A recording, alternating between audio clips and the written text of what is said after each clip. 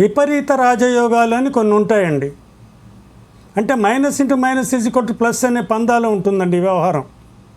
అంటే ఉదాహరణకి 6వ స్థానాధిపతి 8వ స్థానంలో ఉన్న లేదా 12వ స్థానంలో ఉన్న మంచి ఫలితాన్ని ఇస్తుందండి. ఎందుకంటే ఒక దుస్థానాధిపతి ఇంకో దుస్థానంలో ఉంటే విపరీత రాజయోగం ఏర్పడుతుందండి. దీన్నే వచ్చేటప్పటికి సరళ యోగం అంటారండి. వచ్చేటప్పటికి అష్టమాధిపతి షష్టంలో ఉన్న వ్యయంలో ఉన్నప్పటికి కూడా ఇలాంటి యోగమే కలుగుతుందండి. దాన్ని విమల యోగం అంటారండి. అంతేకాకుండా వ్యయాధిపతి అష్టమంలో ఉన్నా లేకపోతే షష్టంలో ఉన్నా కూడా ఒక విపరీత రాజయోగం కలుగుతుందండి. దీన్ని విమల యోగం అంటారండి. కాకపోతే ఈ విపరీత రాజయోగాలన్నీ కూడా మనం పరిగణనలోకి తీసుకోవాలి.